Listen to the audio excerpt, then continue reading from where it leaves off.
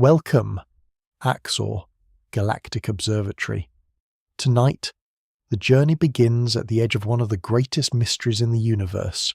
All across the cosmos, galaxies spin too fast, light bends in unexpected ways, and immense structures hold together as if guided by an invisible hand.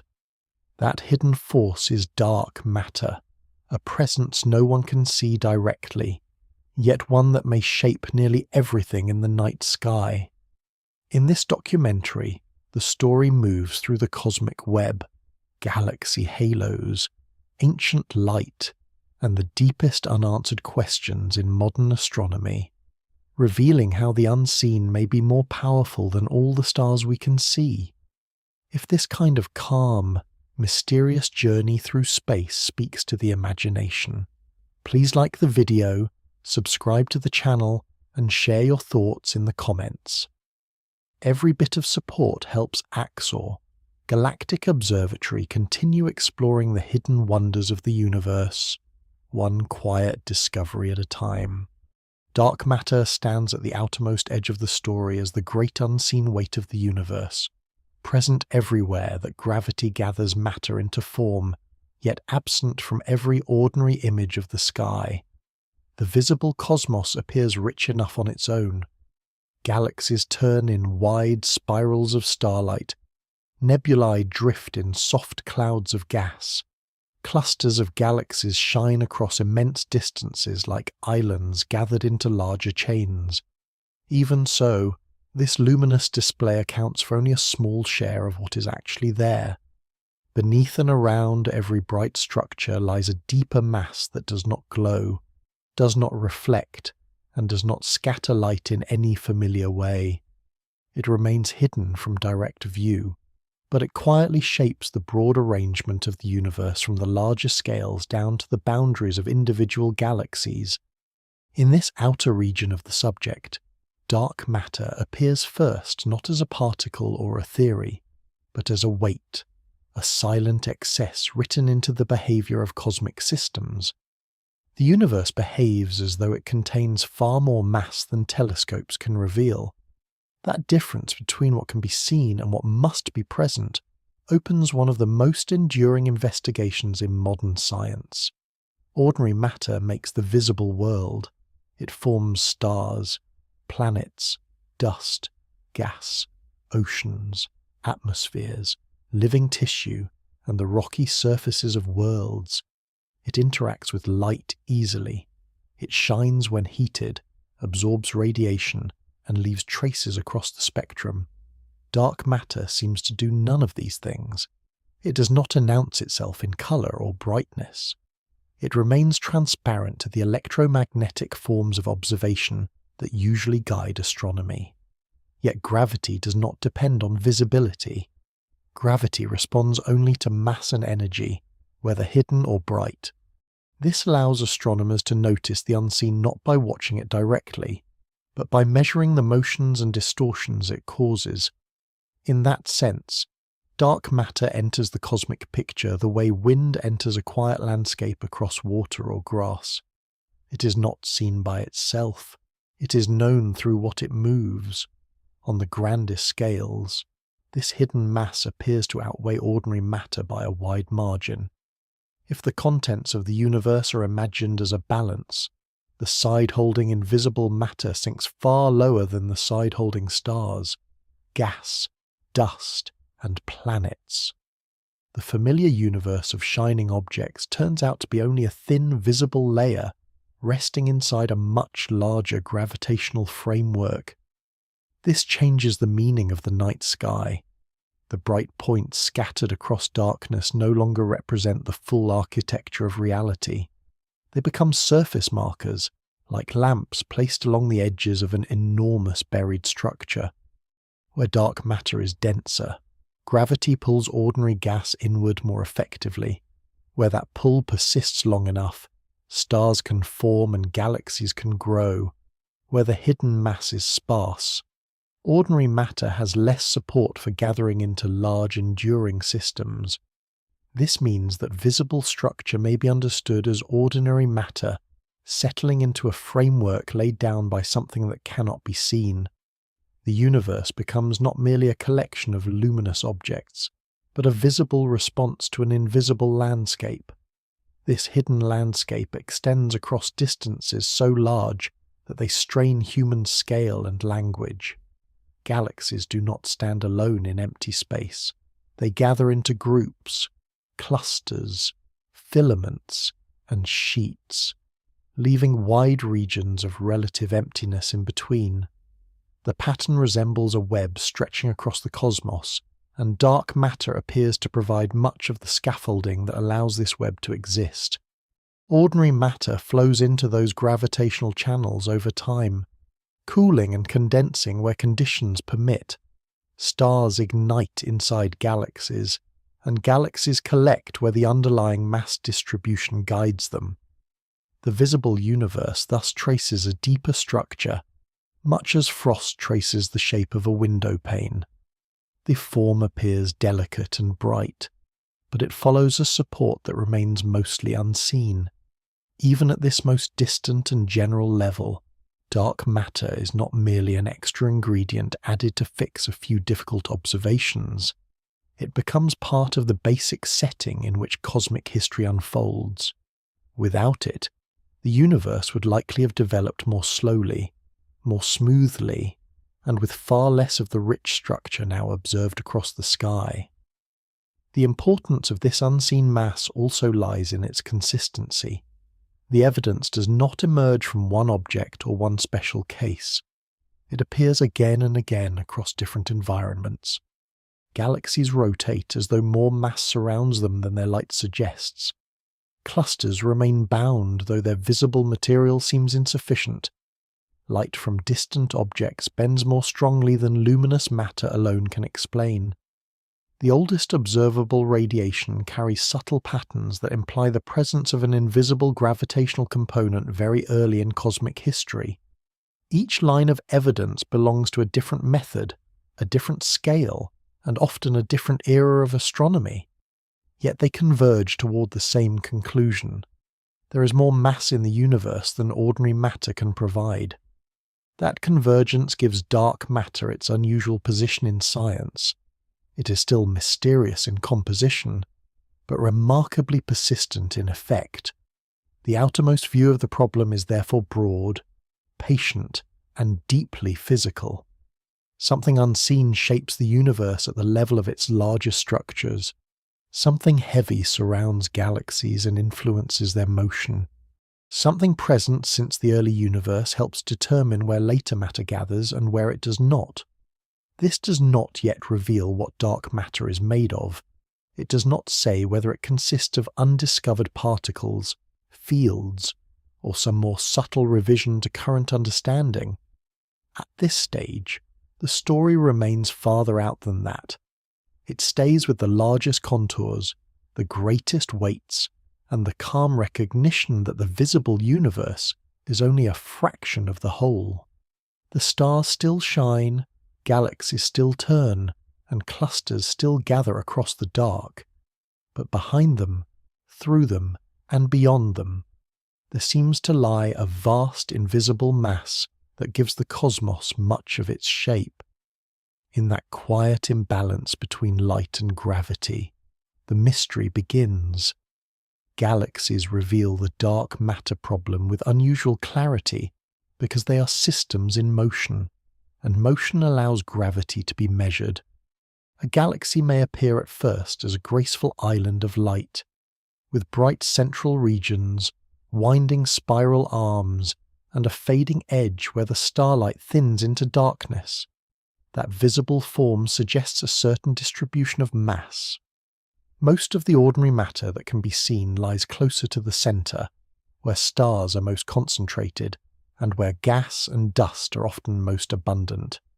If almost all the mass of a galaxy were truly packed into those bright inner regions, then the outer parts should move in a familiar way. Objects farther from the centre should orbit more slowly, just as planets farther from the Sun move at lower speeds than the inner planets.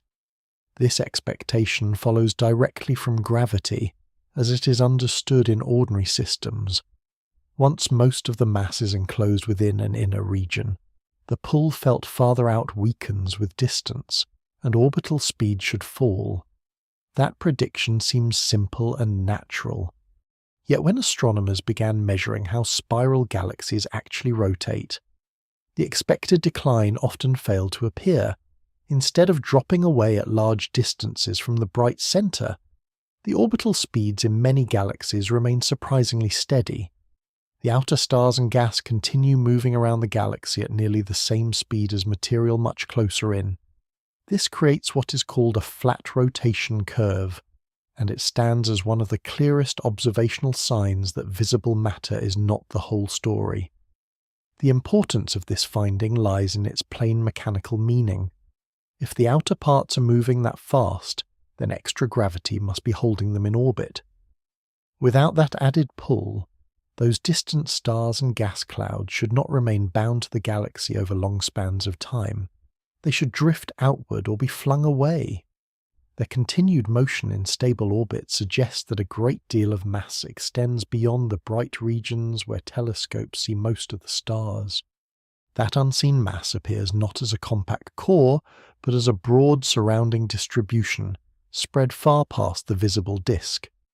A spiral galaxy therefore seems to sit within a much larger gravitational structure than its starlight alone would imply. The visible galaxy becomes only the inner bright portion of a deeper and wider system. This changes how a galaxy is imagined. It is no longer only a shining disk with a central bulge. It becomes a luminous feature immersed inside an invisible envelope of mass. The rotation curve acts as a map of that hidden structure. Closer in, visible stars and gas still matter greatly. Their gravity helps shape the motion of nearby material, but farther out, where the light grows faint, the continued speed of orbiting matter shows that another component remains dominant. That component does not shine, yet it contributes strongly to the gravitational field. In this way, a simple graph of speed against distance opens a path toward one of the deepest mysteries in physics. It shows that galaxies are heavier, broader, and more deeply rooted in unseen matter than they appear. The power of this evidence also comes from repetition. This is not a strange feature found in only one unusual galaxy. Astronomers have measured rotation curves across many spiral systems, large and small, bright and faint, near and far. Again and again, the same broad pattern emerges. The visible matter alone does not account for the observed motion. That consistency matters because repeated behavior across many galaxies suggests a general property of cosmic structure rather than an isolated anomaly. It becomes difficult to dismiss the pattern as bad data, odd geometry, or one exceptional system. Instead, the phenomenon begins to look like a basic rule of galactic life. Galaxies seem to form and persist within halos of unseen mass that extend well beyond their visible boundaries. The Andromeda Galaxy offers a particularly striking example because it is large, nearby, and studied in great detail. Its outer regions move faster than the visible matter alone can comfortably explain, reinforcing the view that a substantial halo of dark matter surrounds it. The same broad conclusion applies to the Milky Way. Though observing from inside a galaxy is more difficult than observing one from the outside, even so, by tracking the motion of stars, gas clouds, globular clusters, and distant satellite galaxies, astronomers infer that the Milky Way also sits inside a vast halo of unseen mass. The home galaxy of the solar system is therefore not merely a shining disk of stars. It is a smaller, bright structure resting within a much larger gravitational basin. That idea reaches beyond measurement into the future history of galaxies.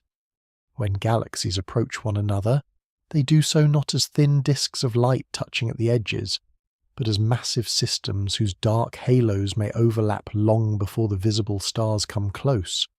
Their orbits, tides, and eventual mergers are influenced by this hidden mass from the very beginning of the encounter.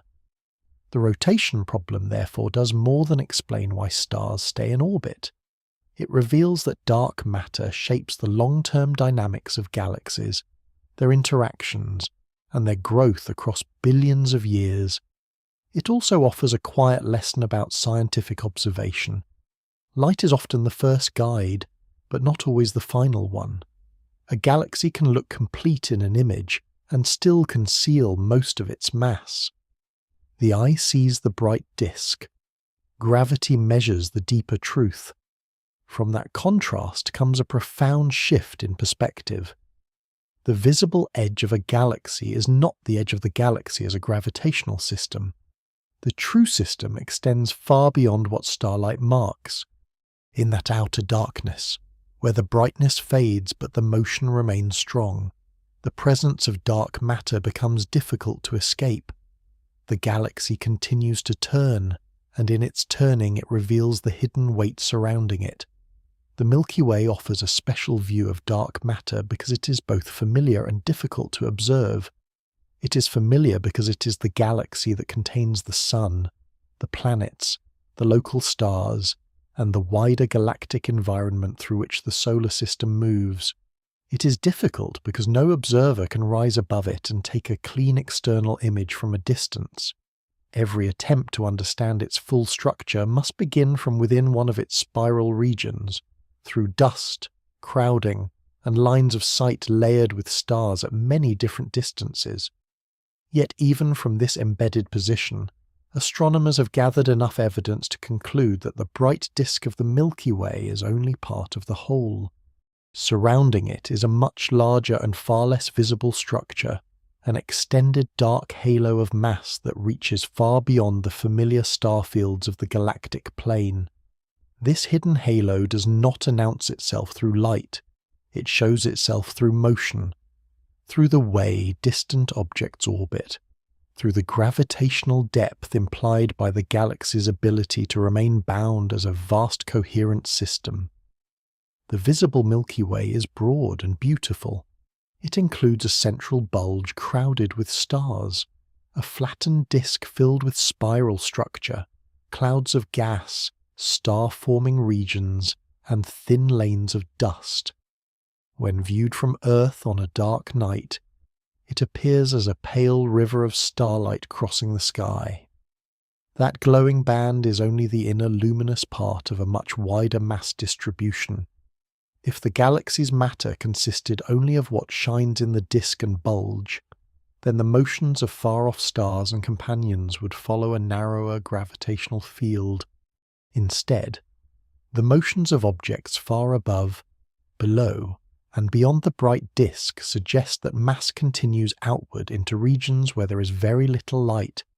In this way, the Milky Way resembles other spiral galaxies whose visible parts are nested inside larger dark halos. The difference is that the evidence here must be assembled from many internal measurements, rather than from a single outside view. Astronomers infer the halo by tracking several kinds of objects. One important group consists of halo stars, older stars that move on extended paths well above or below the flat galactic disk. Their orbits reveal the shape and depth of the Milky Way's gravitational field beyond the regions dominated by bright spiral structure. Another group consists of globular clusters, dense ancient swarms of stars that orbit the galaxy at large distances. These clusters act as long-lived test particles moving through the Milky Way's outer potential. Their speeds and trajectories help estimate how much mass must lie within their orbits. Small companion galaxies provide another vital clue. The Milky Way is surrounded by satellite systems such as the Large Magellanic Cloud, the Small Magellanic Cloud, and many fainter dwarf galaxies. These objects do not drift randomly. They orbit within the larger gravitational domain of the Milky Way, and the details of their motion suggest a galaxy much heavier than its visible stars alone would indicate. Together, these traces point toward a broad invisible component extending well beyond the disk. The dark halo matters because it changes the scale of the galaxy. The bright disk spans a great distance in its own right, but the gravitational reach of the Milky Way extends much farther. The Sun, far from the galactic centre, still moves within this larger system, carried along by a structure deeper than the visible spiral arms. The solar system does not orbit merely within a bright stellar disk. It moves inside a vast envelope of mass that affects the paths of stars, clusters, gas clouds, and satellite galaxies over immense spans of time. This makes the local cosmic environment more complex than it first appears. The night sky suggests a galaxy built of stars. Gravity suggests a galaxy built on something larger and darker, a hidden basin within which the shining disk resides.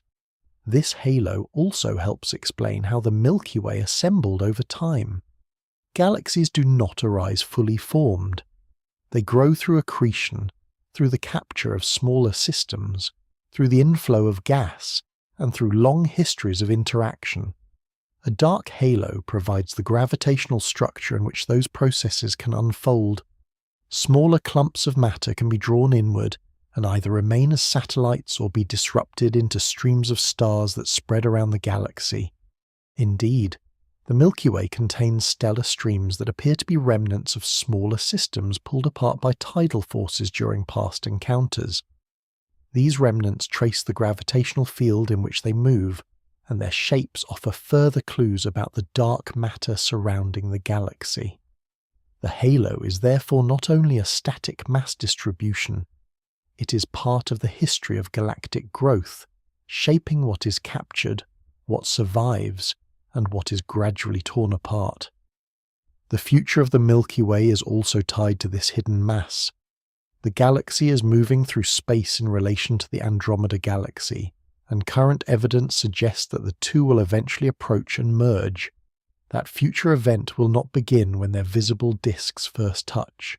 Their dark halos will influence one another far earlier, overlapping and altering the dynamics of the encounter long before the brightest stars draw near.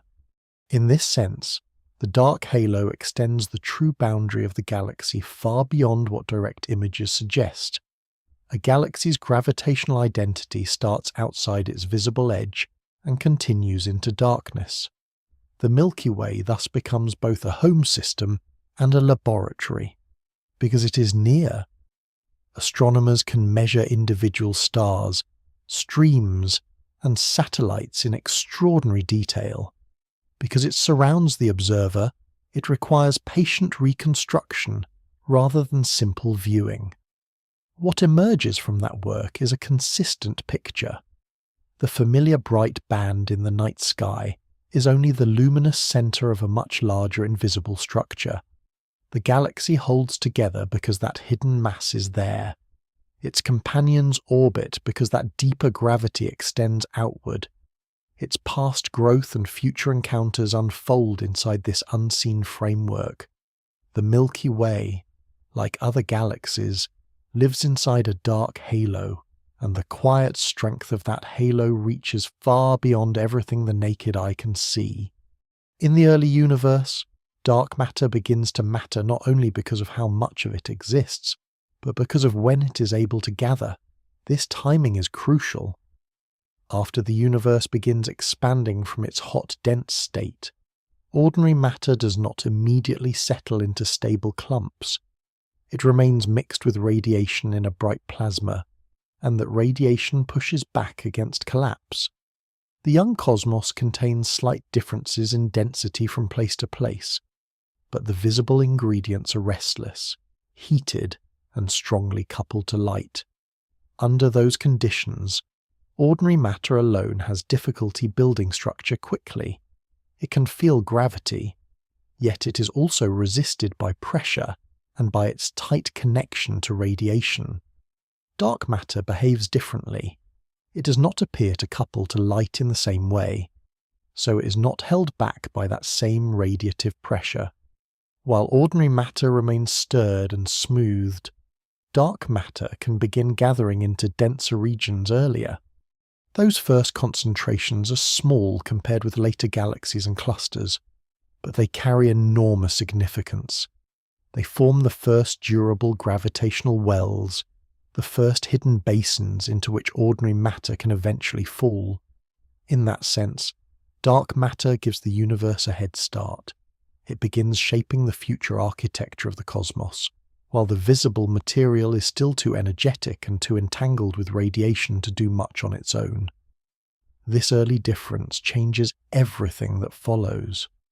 If the universe contained only ordinary matter, the growth of structure would be slower and more limited. The first galaxies would have a harder time assembling in the relatively short span available before astronomers already begin to see them in the distant universe. Yet observations reveal that galaxies appear quite early in cosmic history. Some are already in place when the universe is still young, less than a small fraction of its current age. That early appearance suggests that the process of building structure begins sooner than ordinary matter alone would comfortably allow. Dark matter provides a natural way to explain this. Its clumps form first and later, as the universe expands and cools. Ordinary gas begins to fall into those hidden wells. Once inside, the gas can compress, heat, and then slowly cool. Cooling is essential, because only gas that loses enough energy can continue sinking inward and become dense enough for stars to form. Dark matter itself does not light up during this process, but it provides the deep gravitational setting in which the first visible structures can emerge. The relation between dark matter and ordinary matter in the young universe may be imagined as a sequence of preparation and response. First, the invisible component builds a gravitational pattern. Then the visible component gradually settles into it. This does not mean dark matter determines every detail of later galaxies, because ordinary processes still matter greatly. Gas dynamics, cooling, turbulence, magnetic fields, star formation, and the violent energy released by young stars and black holes all shape the visible result. Even so, the earlier step belongs largely to the unseen mass. It establishes where matter is most likely to collect, and where later structures can grow most efficiently. The first star-forming regions therefore do not arise in empty smoothness. They arise in places where dark matter has already deepened the local pull of gravity. These early wells are not yet the fully developed galaxies seen much later. They are the first gathering places, the first sites where gas can begin the slow transformation from diffuse cosmic material into denser clouds and eventually into stars. This early clumping also helps explain why the universe develops a hierarchy of structure. Small concentrations form first, then merge and accrete into larger systems over time. A young halo of dark matter may gather ordinary matter and host early stars. Later, several such halos may combine into something larger, repeated again and again across cosmic time. This process builds increasingly massive galaxies, groups, and clusters. The visible universe grows within a hidden framework that already exists in rough form before the first galaxies fully appear. Dark matter is therefore not merely extra weight added after the fact. It is an active participant in setting the pace of cosmic assembly. It changes the schedule by allowing gravitational seeds to appear early and persist long enough for ordinary matter to respond. The evidence for this early role does not come from direct images of dark matter itself. Instead, it comes from combining several lines of reasoning. The large-scale distribution of galaxies today reflects growth from small initial density differences in the early universe. The cosmic microwave background preserves a picture of those early differences when the universe becomes transparent to light. Computer simulations then evolve those early conditions forward under gravity. When dark matter is included, the resulting universe grows the kind of structure astronomers actually observe. When it is omitted, structure forms too slowly and too weakly. The match is not perfect in every small detail, But the broad success is powerful. It suggests that invisible matter begins influencing the universe long before the first galaxies brighten the dark. In this outer phase of cosmic history, dark matter remains silent in another sense as well. It still does not shine, scatter, or mark itself in any ordinary visual way. Yet its presence is already shaping the future path of visible matter everywhere. The first stars, when they finally ignite, do so in a universe already patterned by hidden gravity. The first galaxies, when they gather enough gas and starlight to become visible, do so inside wells that dark matter helped carve. Even the later emergence of the vast cosmic web depends on these early differences growing over time rather than being washed away. The young universe is therefore not a blank scene waiting for light to create structure. It is a place where structure begins in darkness, guided by a form of matter that prepares the stage before the first luminous actors arrive. In the calm of those early ages, long before mature galaxies spiral across the sky, dark matter begins collecting, deepening, and holding. It creates the first conditions under which visible complexity can later emerge. The stars come after, the galaxies come after, the hidden gravitational groundwork comes first, and from that early unseen preparation, the visible universe begins to take shape.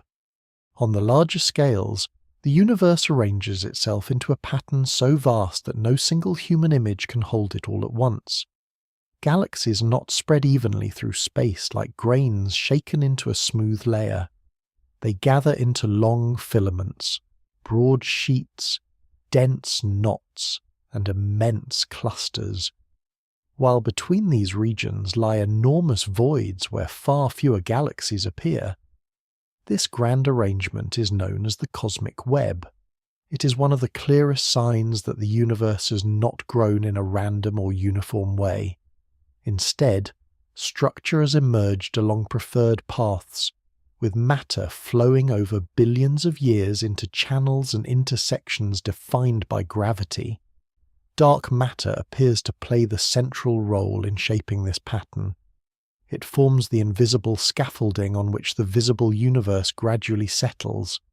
The stars and galaxies provide the light by which the web can be mapped.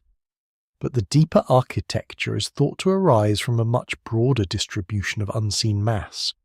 In this region of the story, dark matter is no longer considered only as a halo around one galaxy, or as a hidden weight in early structure formation. It becomes the organizing framework of the cosmos itself. The cosmic web begins in the smallest early differences, the faint ripples in density present in the young universe. Those ripples are tiny, but gravity is patient. A region that begins slightly denser than average pulls in more matter over time. As it gains matter, its gravity strengthens, and that increased pull draws in still more. Regions that begin slightly emptier than average tend to lose matter to their denser surroundings, becoming more empty as time passes.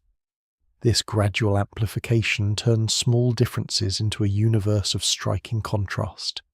Dense nodes emerge where many flows of matter converge. Long filaments stretch between them. Broad walls and sheets form in some places.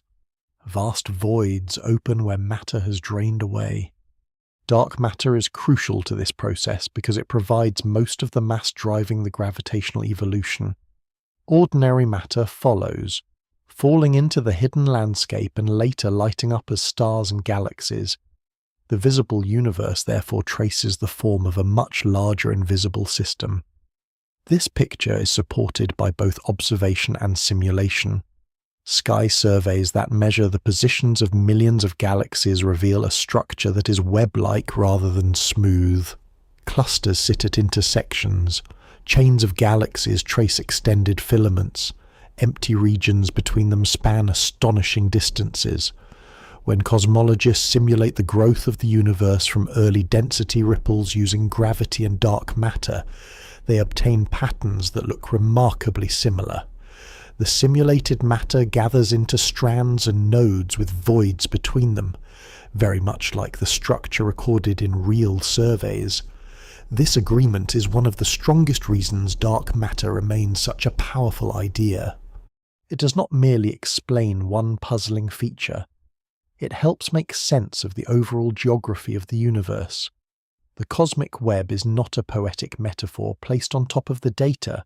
It is a measurable pattern, and dark matter gives that pattern a natural physical basis. Ordinary matter alone struggles to create this richness quickly enough and strongly enough. In the early universe, gas is influenced by pressure, heating, cooling, and its interactions with radiation. These effects make it harder for visible matter by itself to collapse into structure on all the scales that are observed. Dark matter does not face the same limitations, because it is not tied to light in the same way. It can gather more readily and help establish the broad gravitational channels that guide later matter flow. Once ordinary gas begins to fall into these channels, it can cool, condense, and form stars. Galaxies then emerge as the visible markers of a process driven by a much larger unseen component. In this way, the web is both hidden and revealed at once. Dark matter provides the framework, while galaxies trace the lines of that framework like dew outlining a spider's silk in morning light. The cosmic web also changes how distance itself feels in the universe. Space is often imagined as mostly empty, and in one sense that remains true. The regions between stars inside galaxies are vast, and the regions between galaxies are vaster still. Yet emptiness in the cosmos is not simple sameness. A void is not just an absence. It is part of a larger structure, defined by the way matter has flowed away from it over time. A filament is not simply a random string of galaxies. It is a channel shaped by gravitational history. A cluster is not just a crowded place. It is the deep node where flows have gathered for billions of years. The cosmic web gives form to the emptiness as well as to the concentrations. Dark matter therefore shapes not only where matter is, but also where it is not. It creates contrast on the larger scales, carving the universe into a pattern of gathering and separation. This structure evolves slowly. Over billions of years, matter continues to stream along filaments into clusters, and smaller structures merge into larger ones. Galaxies interact more often in dense nodes, while those in thinner filaments may remain relatively isolated for longer spans. The environment created by the web influences the later lives of galaxies, affecting how often they collide, how gas is stripped or supplied, and how groups and clusters continue to grow. The web is thus not only a static pattern left behind by the past, it remains an active stage on which cosmic history continues to unfold. Its great lines and knots reflect the cumulative action of gravity over immense time, and dark matter stands behind much of that action as the dominant mass component. To view the universe in this way is to recognize that visible light gives only a partial map. Galaxies are bright enough to be seen, counted, and studied, but they occupy a deeper terrain shaped by invisible mass. The web stretches far beyond any single object and binds distant structures into a shared pattern. What appears scattered from one perspective becomes connected from another. The outer universe is not a loose spray of islands. It is an immense structured network, and dark matter appears to form its hidden skeleton. In the long calm growth from tiny ripples to filaments, from filaments to clusters, from clusters to the broad measured architecture of the modern cosmos, the unseen mass leaves one of its clearest signatures. The universe develops not as a uniform glow fading into emptiness, but as a web built in darkness and traced by light. Galaxy clusters first reveal the dark matter problem in a form that was difficult to ignore because they are among the largest bound structures in the universe, vast enough that gravity has had enormous time and space in which to show its true strength. A cluster contains many galaxies moving within a shared gravitational environment, along with large amounts of hot gas spread between them.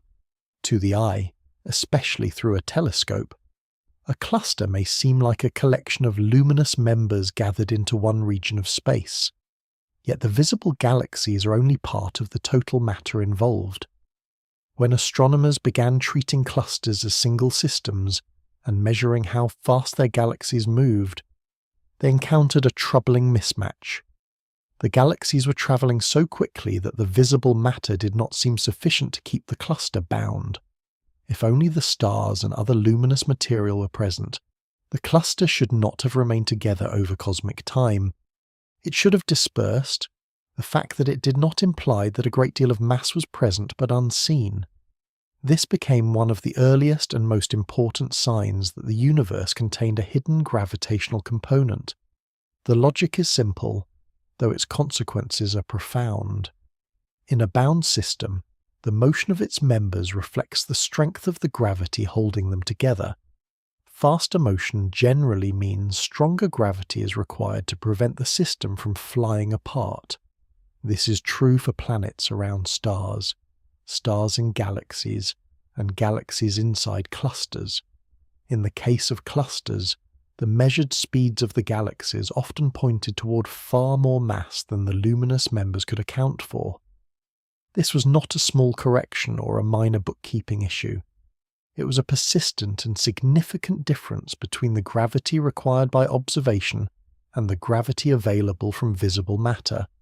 The missing mass problem therefore emerged in clusters before it became widely known through galaxy rotation curves. In these enormous systems, the scale of the discrepancy was already large enough to suggest that the cosmos was hiding something fundamental. Clusters function especially well as laboratories for this mystery because of their size and longevity. A cluster is not a brief or delicate structure. It forms, evolves, and remains bound across billions of years. That long time scale allows gravity to shape the motions of its galaxies and its gas in ways that can be observed and analysed. Because clusters contain many galaxies rather than just one, they offer a collective test of mass. The behaviour of the whole system can be compared with the amount of visible matter spread across all its members. When that comparison repeatedly comes up short, the case for hidden mass becomes difficult to dismiss. The gap is too systematic, too large, and too persistent to be explained away as one unusual object or one poor measurement. It suggests that the visible universe is only a fraction of what gravity is responding to. The hot gas inside clusters adds another important dimension to the problem. Between the galaxies lies an enormous reservoir of superheated gas, often hot enough to shine in X-rays. This gas can outweigh the stars in the galaxies themselves, making it a significant part of the visible matter budget. Yet even after including the gas, many clusters still appear to require more mass than can be seen. The gas is especially informative because its temperature and distribution reveal the balance between gravity and pressure. Gas at tens of millions of degrees naturally tends to expand. For it to remain confined within the cluster, the surrounding gravitational well must be deep enough to hold it in place. By measuring the gas and estimating how much gravity is needed to keep it bound, astronomers again find that visible matter alone is insufficient. The cluster behaves as though it is wrapped in a much larger mass distribution that does not emit light.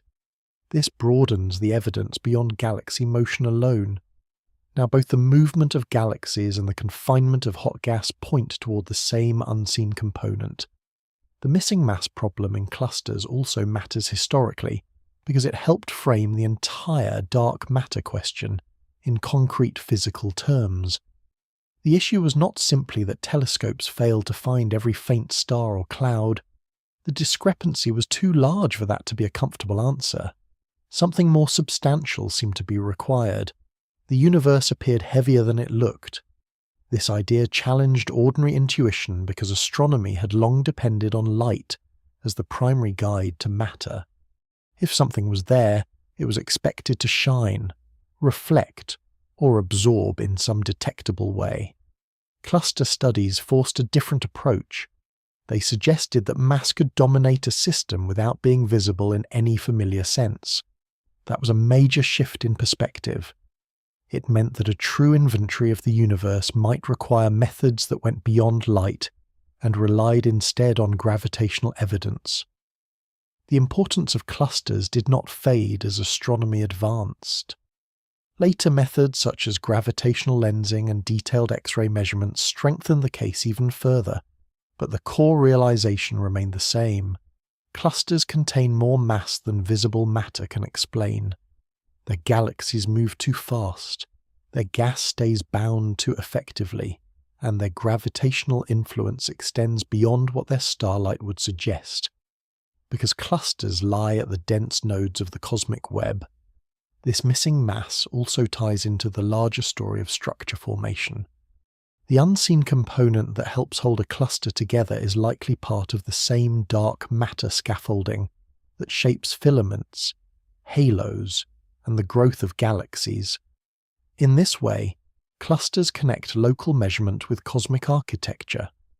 They show that the hidden mass is not merely a feature of one kind of object, but part of a wider pattern extending across the universe. To stand at this point in the story is to recognize how deeply the problem takes root. Gravity in clusters refuses to match the visible inventory. The discrepancy is not subtle, it has weight, scale, and endurance. The cluster becomes a place where the universe seems to declare, with calm consistency, that its visible contents are incomplete. The galaxies shine, the gas glows in X-rays, and still the deeper mass remains absent from direct view. Yet the motions continue, the gas stays bound, and the structure holds together across ages.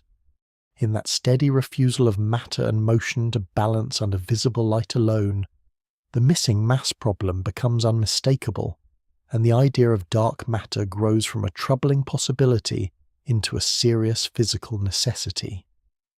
The dark matter story begins to sharpen historically when the missing mass problem moves from an intriguing inconsistency into a repeated scientific pattern, and two names stand prominently in that transition: Fritz Zwicky and Vera Rubin. Their work does not solve the mystery, and it does not reveal what dark matter is made of, but it changes the question from a strange possibility into a persistent physical reality that demands explanation. Zwicky works in the earlier era, when the larger structure of the universe is still being mapped, and extragalactic astronomy is far less mature than it is today. Even in that developing landscape, he notices something startling in the Coma cluster. The galaxies within the cluster move too quickly for the visible mass to hold them together. Using their speeds to estimate how much matter the system must contain, he finds that the cluster appears far heavier than its starlight suggests. This is not merely a matter of missing a few dim stars or undercounting the glow of galaxies at the edge. The shortfall is much larger. The gravitational requirements and the luminous inventory do not agree. Zwicky concludes that some hidden matter must be present. In making this argument, he gives early voice to an idea that will later become central to cosmology. His evidence is indirect, but gravity itself is an indirect witness. It leaves footprints in motion, and those footprints already point toward a universe with concealed mass. What makes Zwicky's contribution so remarkable is not only the boldness of the idea, but the scale at which he sees the problem. He's not examining one star or one small local anomaly. He's looking at a cluster of galaxies, a system so large that any serious mismatch between light and gravity suggests a deep issue in the cosmic inventory. At the time, the conclusion is easy for many to doubt. Astronomy is still limited by instrumentation, by uncertain distances, and by the challenge of understanding systems far beyond the Milky Way. A claim that the universe contains large amounts of invisible matter can sound premature or even extravagant. Yet the argument has a durable simplicity. If the galaxies are moving that fast, then more mass must be there. The system either hides extra matter or it cannot remain bound. In the calm language of dynamics, the cluster is too heavy for its light. That insight does not immediately dominate astronomy, but it remains in the background like a note held quietly through the decades. Later, Vera Rubin and her collaborators bring a different kind of clarity to the mystery by showing that the same broad problem appears not just in one large cluster, but across individual galaxies again and again. This is a crucial shift.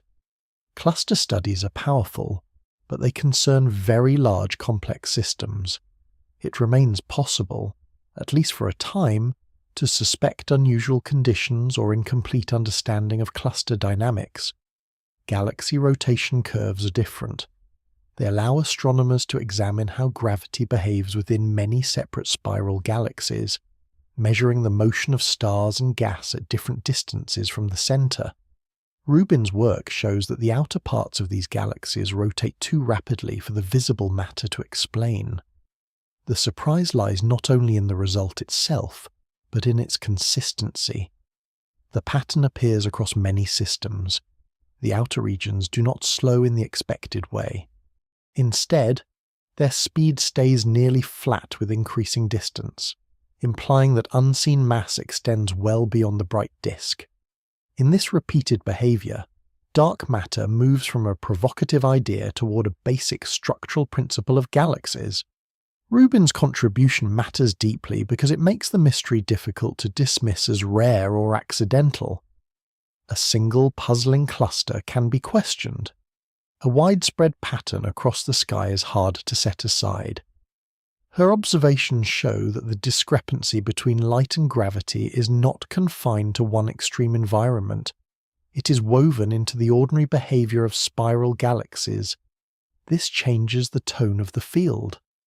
The question is no longer whether a few systems behave strangely. The question becomes why so many galaxies seem embedded in more mass than can be seen. In that change, the dark matter problem becomes not just an observational puzzle, but a central feature of cosmic structure.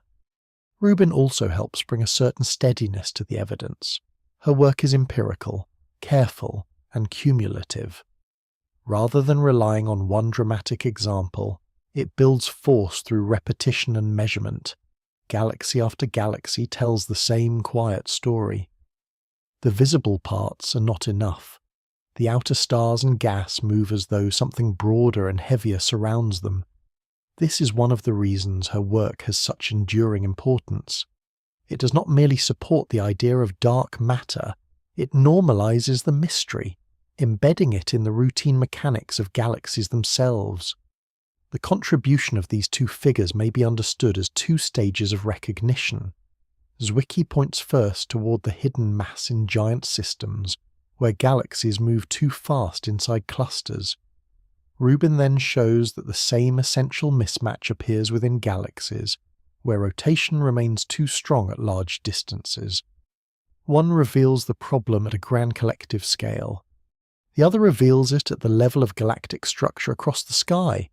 Together, they help transform dark matter from an uncomfortable suggestion into an organizing principle for modern astronomy. Their work also reflects something essential about science itself. Important truths are not always accepted all at once. Sometimes the first evidence arrives before the field is ready to absorb its implications. Sometimes one line of observation remains uncertain until another line. Independent and repeated strengthens the case. In the dark matter story, the path is patient. The evidence accumulates over time. Cluster motions, galaxy rotations, later lensing maps, and simulations all add weight to the same conclusion. Zwicky and Rubin stand at two pivotal moments in that accumulation, helping the mystery move from the margins toward the center. By the time their contributions are viewed together, the universe begins to look fundamentally different. It is no longer a cosmos where light traces most of the matter. It is a cosmos where light reveals only part of the structure. While gravity points persistently towards something more, In that historical deepening, the missing mass becomes not just a calculation problem, but a sign that reality is layered beyond ordinary sight. The galaxies continue their motion, the clusters hold together, and through those steady patterns the hidden mass becomes harder to deny. The work of Zwicky and Rubin does not end the mystery, it makes it unavoidable. When cosmologists test ideas about dark matter, they often do so by building a universe inside a computer and watching what gravity does over time. These simulations begin with the faint early density variations inferred from the young universe, small differences in matter distribution that later grow into the large structures seen across the sky. At first, these starting conditions are subtle, almost featureless except for tiny irregularities. Yet gravity is patient, and over immense spans of simulated time it amplifies those small differences into filaments, clusters, halos, and voids. The remarkable result is that when dark matter is included, the evolving structure begins to resemble the actual universe in broad and meaningful ways. Matter gathers into long strands connected by dense nodes. Vast empty regions open between them. Galaxies and clusters can arise naturally within this framework. The simulation does not need to be told what shape a cosmic web should take. It emerges from the interaction between gravity, expansion, and a dominant invisible mass component. In that emergence lies one of the strongest arguments for dark matter. A universe that contains it behaves much more like the one astronomers observe. The value of simulations is that they connect early conditions to late outcomes. Observations of the distant young universe, especially the subtle ripples preserved in ancient radiation, provide clues about the starting pattern. Modern galaxy surveys reveal the large-scale arrangement of matter much later in time. Simulations bridge that gap. They ask whether the known laws of gravity, acting on the inferred early conditions, can grow a universe that matches the one now mapped by telescopes. With dark matter present, the answer is broadly yes. Dense regions emerge where they should. Clusters form in natural gathering places. The web-like arrangement of structure appears without needing artificial correction at every stage, even when the visible details of galaxy formation remain complex. The large-scale gravitational framework falls into place. This success matters because it shows that dark matter is not just a patch for one isolated problem. It helps explain how an entire universe of structure can develop from faint beginnings into the richly patterned cosmos seen today. Simulations also reveal why dark matter is so effective in this role. Ordinary matter is complicated. It collides, heats, cools, radiates, and responds to pressure. In the early universe, it is strongly influenced by radiation, which resists collapse on small scales. Dark matter seems much simpler in its gravitational behavior. It provides mass without the same radiative entanglement. That allows it to begin gathering earlier and more efficiently. Once dark matter halos form, ordinary gas can later fall into them, becoming compressed and eventually forming stars and galaxies. In simulations, this sequence creates a natural hierarchy.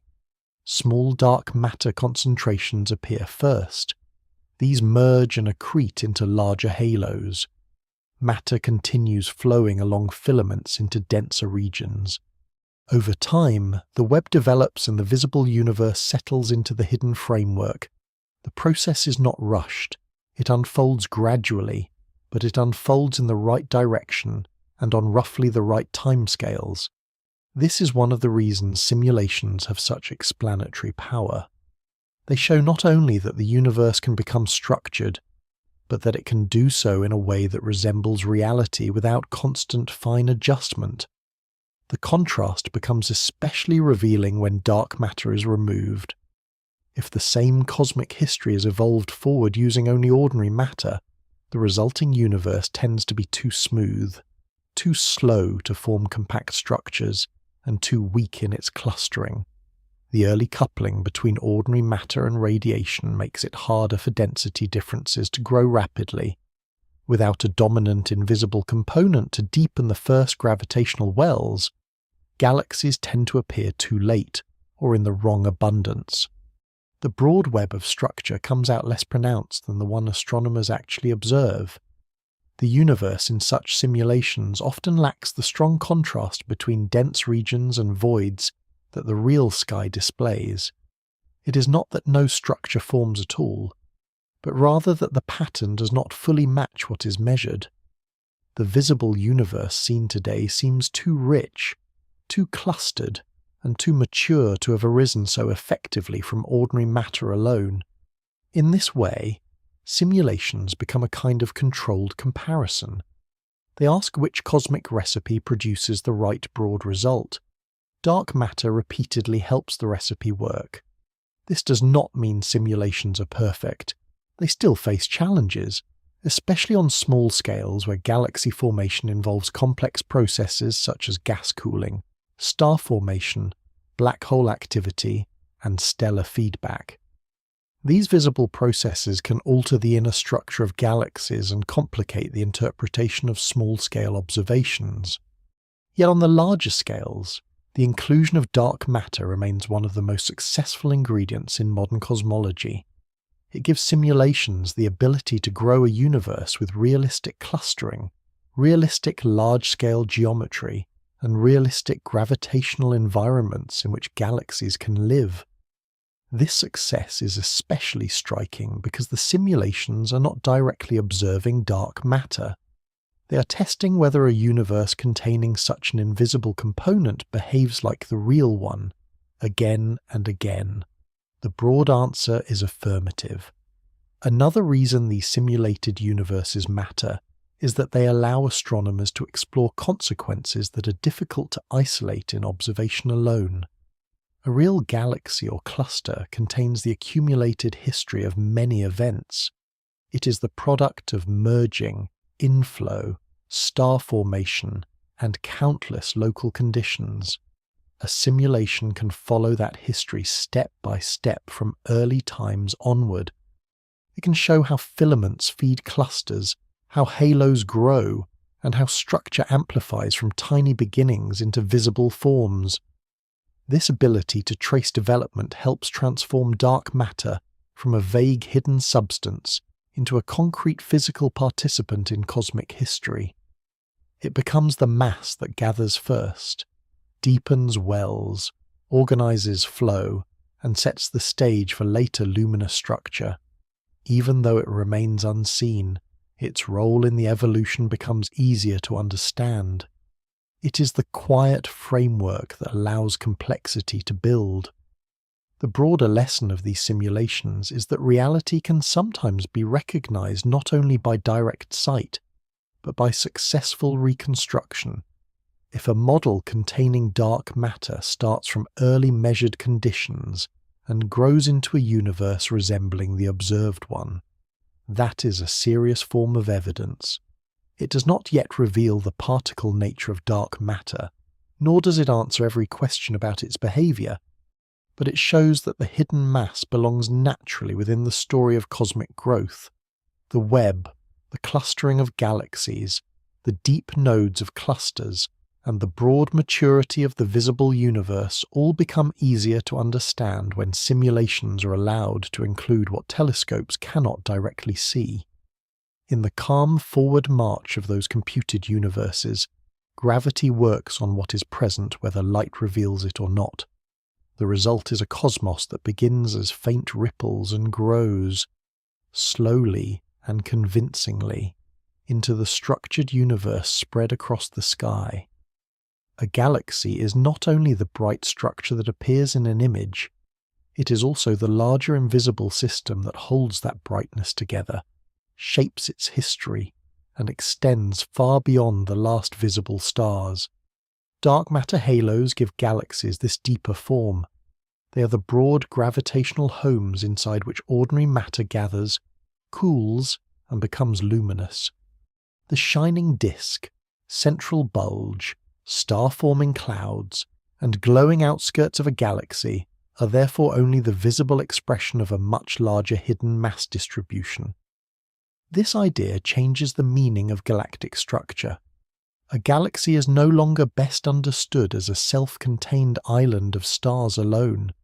It is better understood as visible matter settled inside an extended dark halo whose reach is much greater than what telescopes first suggest.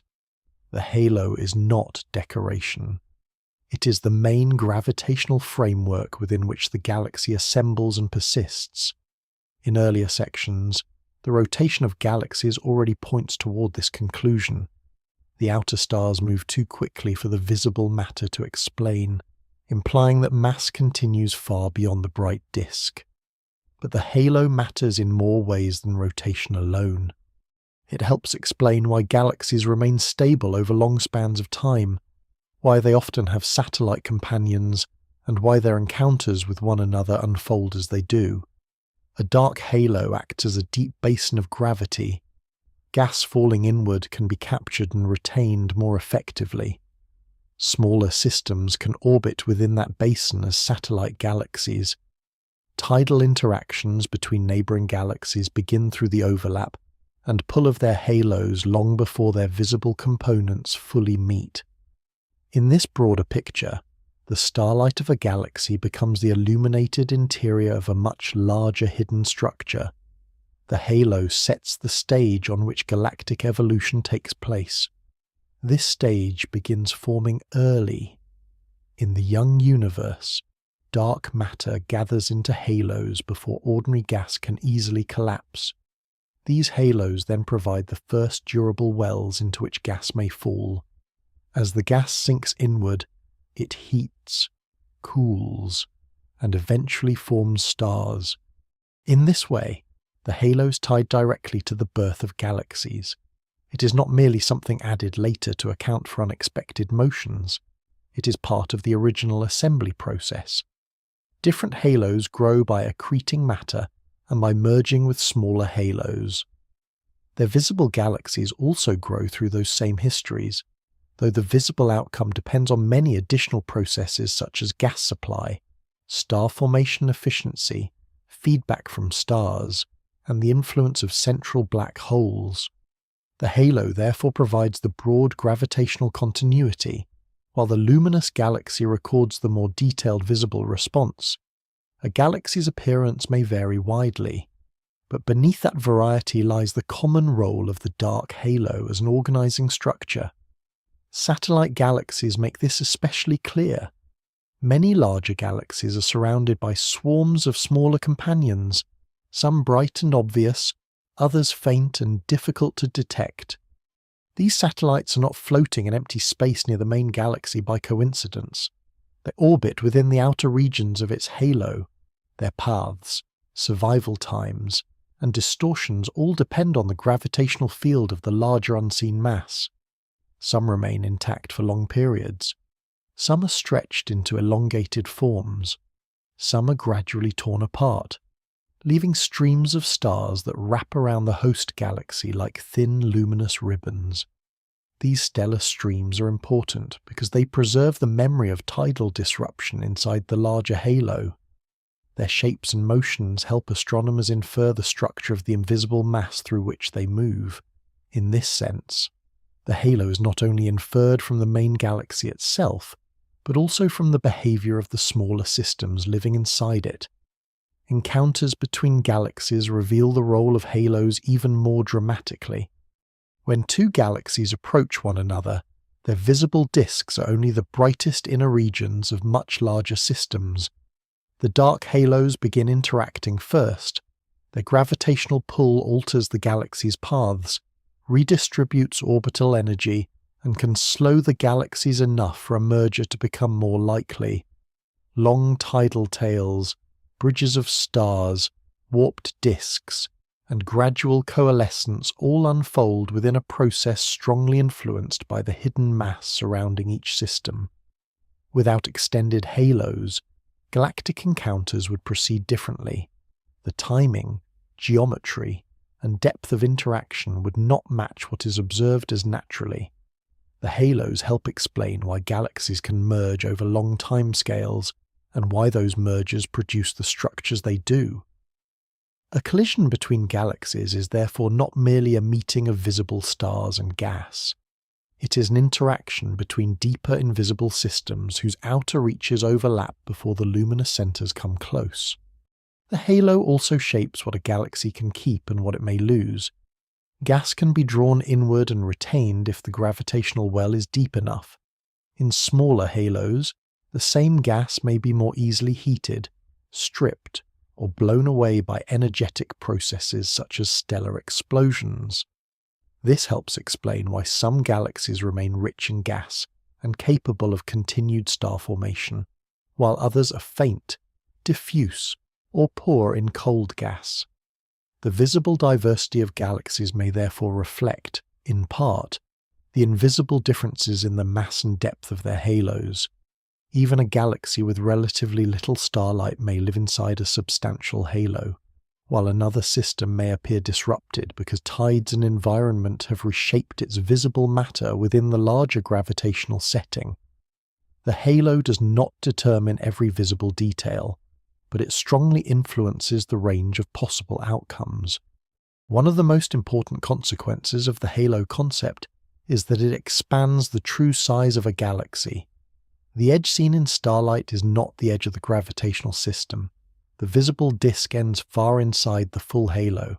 A galaxy therefore occupies more space, contains more mass, and exerts influence across greater distances than direct images alone suggest.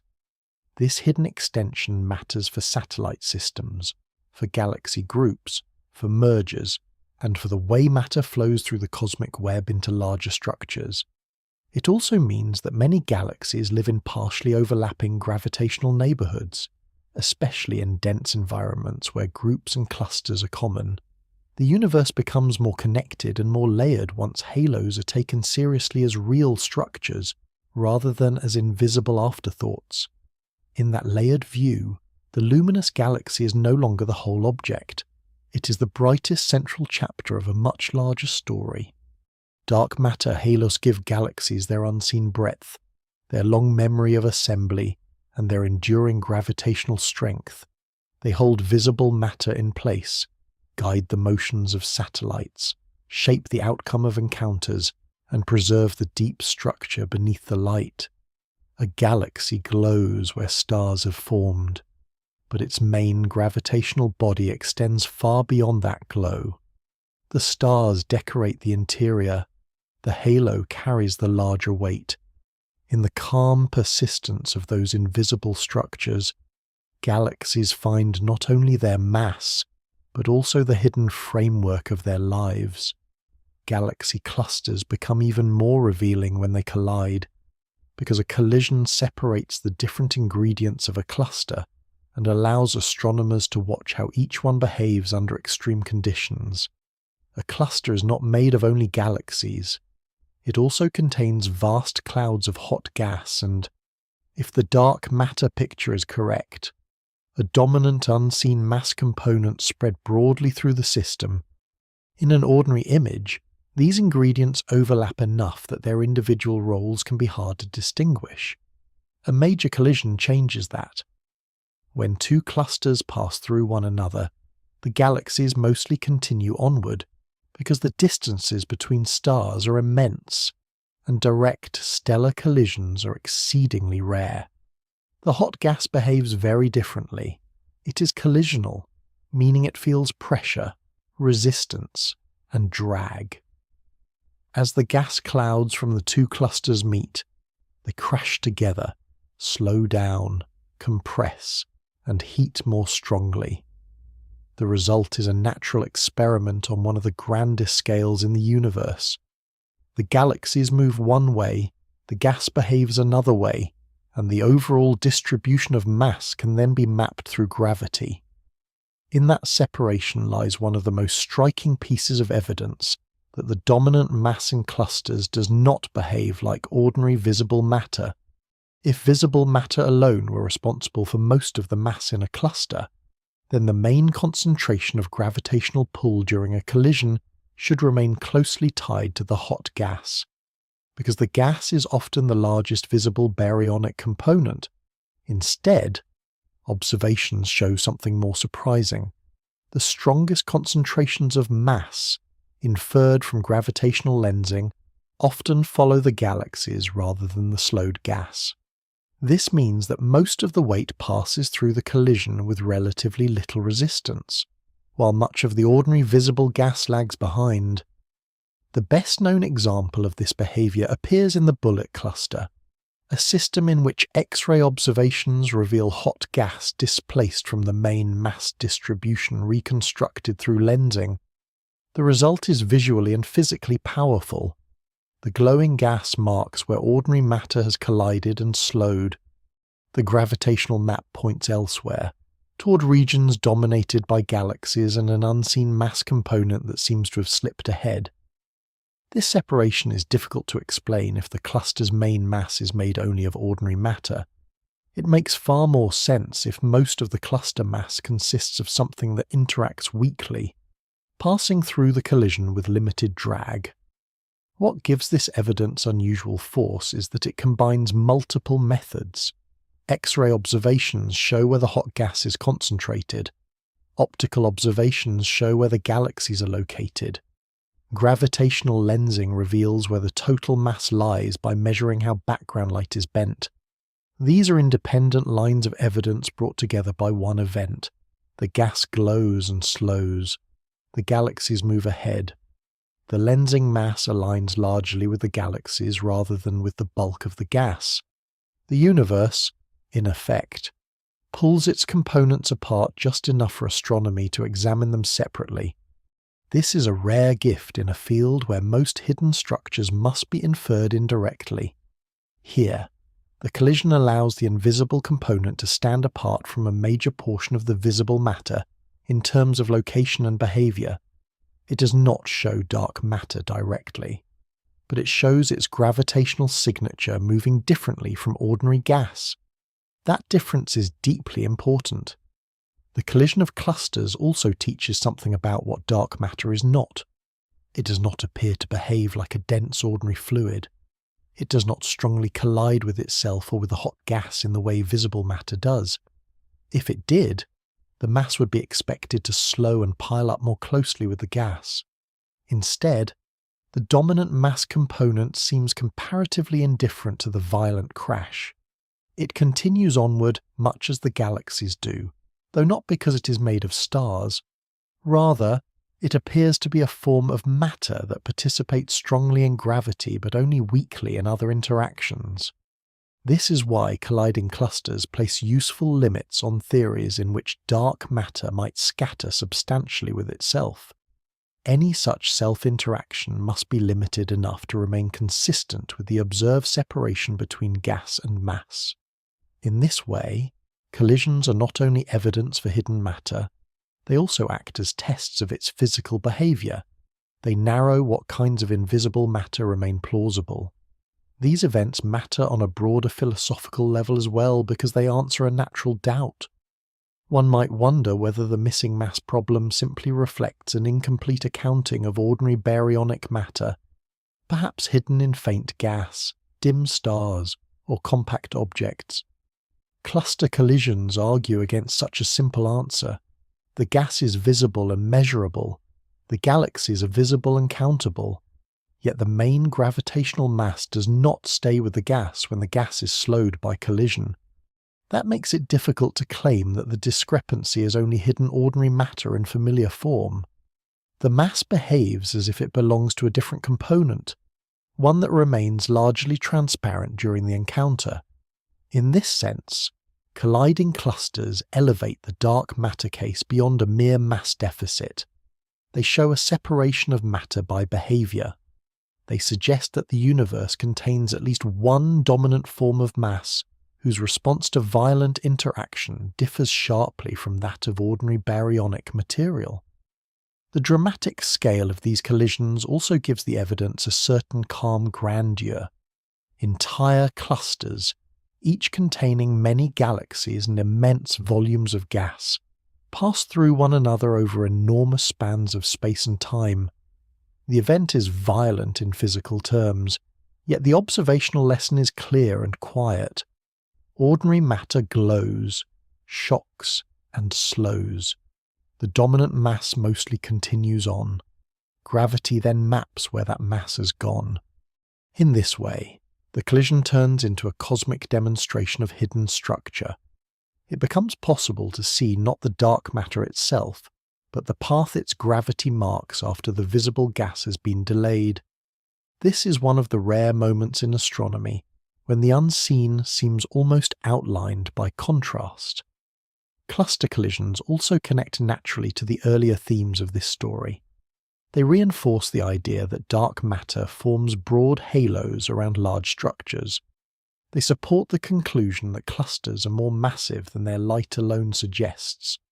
They show that the hidden component can shape the largest bound systems in the universe while remaining weakly interactive in direct collisions. Most of all, they remind us that gravity can reveal realities that light alone would miss. In the aftermath of these immense encounters, the visible material no longer sits neatly atop the dominant mass. The separation becomes measurable, and with that measurement the case for dark matter grows sharper. The galaxies pass through, the gas is left behind, and the main mass reveals itself as a hidden shadow moving with the cluster, steady in gravity and nearly silent in every other way. Gravity does more than hold matter together. It also bends the path of light, and in that bending dark matter becomes measurable in a way that does not depend on whether it shines at all. This effect is known as gravitational lensing. When a massive object lies between an observer and a more distant source of light, the curved space around that mass changes the route the light takes. A background galaxy may appear stretched, brightened, shifted, or even split into multiple images. Under especially precise alignment, the light can form a nearly complete ring around the foreground mass, producing what is called an Einstein ring. These distortions are not tricks of the eye. They are measurable consequences of gravity shaping the geometry through which light travels. What makes lensing so powerful in the dark matter story is that it responds to total mass rather than visible brightness. A massive structure can bend light strongly, whether it is full of shining stars or dominated by unseen matter. This allows astronomers to map mass directly through its gravitational effect on light, even in regions where there is very little ordinary luminous material. In that sense, lensing offers one of the clearest ways to see the invisible without ever observing it directly. Strong lensing is the most dramatic form. When a very massive foreground galaxy or cluster lies along the line of sight to a distant source, the background light can be bent into arcs, multiple images, or rings. Each of these distorted shapes contains information about the mass and its distribution in the foreground object.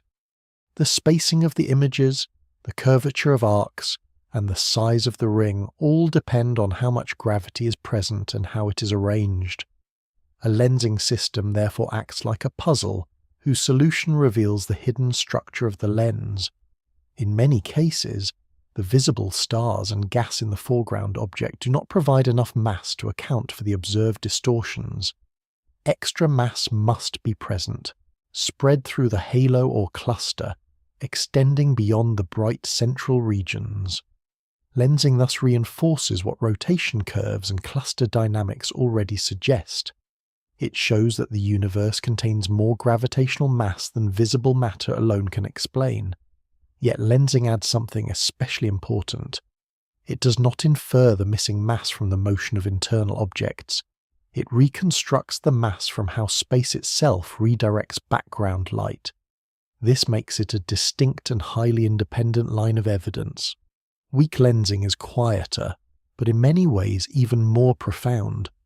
In weak lensing, the distortion of any single background galaxy is usually too small to trust by itself.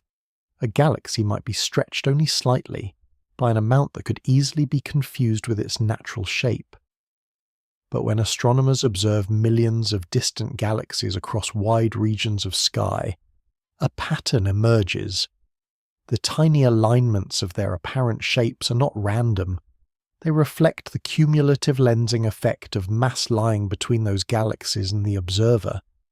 By measuring these statistical distortions, astronomers can reconstruct broad maps of matter distribution across enormous regions of the universe.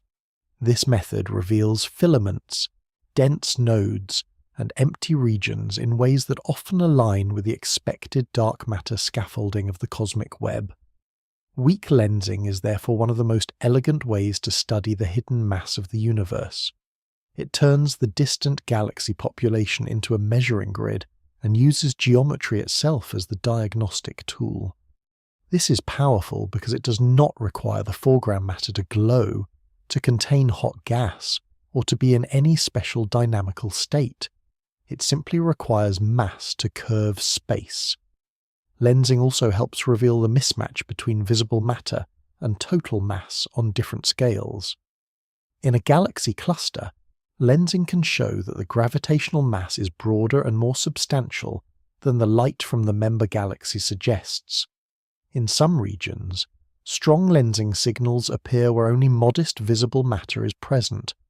In colliding clusters, lensing maps can separate the main mass from the bright X-ray gas, showing again that the dominant gravitational component behaves differently from ordinary matter. In individual galaxies, lensing helps constrain the mass of their halos and the way that mass is distributed beyond the bright stellar regions. Because lensing does not care whether matter is luminous or dark, it provides a kind of honesty test for the universe.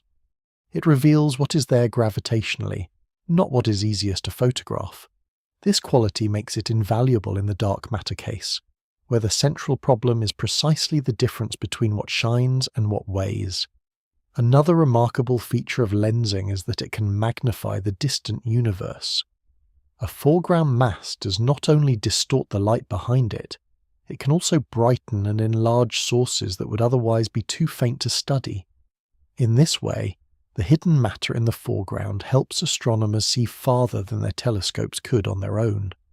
Ancient galaxies, dim and remote, can be brought into view because a massive intervening structure acts as a natural lens. The irony is striking. Dark matter may be invisible, yet its gravity can make the distant visible universe easier to see. It both conceals itself and assists observation. This dual role deepens its importance in astronomy.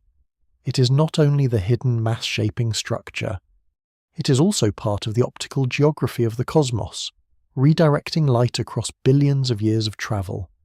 The study of lensing requires great care. Astronomers must account for the shapes of galaxies, the effects of telescopes, the distances involved, and the geometry of the lensing system. Yet with enough precision, lensing has become one of the most trusted tools for mapping unseen mass. It reveals that mass often extends far beyond bright boundaries. It shows that clusters contain more weight than their luminous components suggest. It traces large-scale structure in ways consistent with dark matter-dominated growth. Most importantly, it does so through a principle rooted in gravity itself, rather than in the detailed physics of stars or gas. This makes lensing an unusually clean window onto the hidden side of the universe. In the broader story of dark matter, gravitational lensing marks a turning point from inference by motion toward inference by geometry. Galaxies spinning too fast show that extra mass must be present. Clusters holding together show the same. Lensing then goes further by drawing maps of that mass even where light is scarce. It lets astronomers weigh the invisible across cosmic distances. The universe bends light according to what it contains, not according to what humans can easily see. In that bending, the hidden weight of dark matter leaves one of its clearest signatures. Space itself becomes the measuring instrument, and the unseen framework of the cosmos begins to stand out through the distortions it imposes on the light of galaxies far behind it. long before stars existed, before galaxies lit the darkness, and before atoms, as they are commonly known, could remain stable. The universe carried within its faint early variations a record of the hidden mass that would later shape cosmic structure. That record survives today as the cosmic microwave background, a nearly uniform glow of ancient light arriving from every direction in the sky. It is not bright to human senses, and it does not resemble stars or galaxies. Instead, it is a cooled remnant of a much earlier time, a fossil radiation field released when the universe became transparent enough for light to travel freely across space. At first glance, this background appears smooth, almost featureless, but with precise measurement it reveals tiny variations in temperature from place to place. These differences are extraordinarily small, yet they are among the most valuable clues in cosmology because they preserve information about the physical conditions of the young universe. Within those faint ripples lies evidence that dark matter is already influencing the growth of structure long before the first visible galaxies emerge. In the early universe, ordinary matter is not yet free to collapse wherever gravity pulls.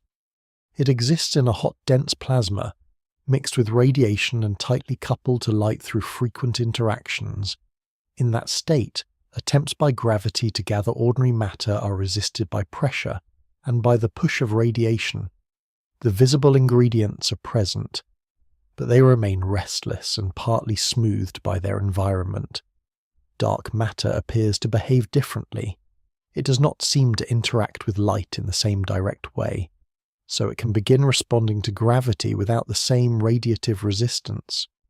This means that while ordinary matter remains trapped in a brighter and more turbulent partnership with radiation, dark matter can already start deepening regions that are slightly denser than average. The cosmic microwave background preserves the moment when light finally decouples and begins travelling freely.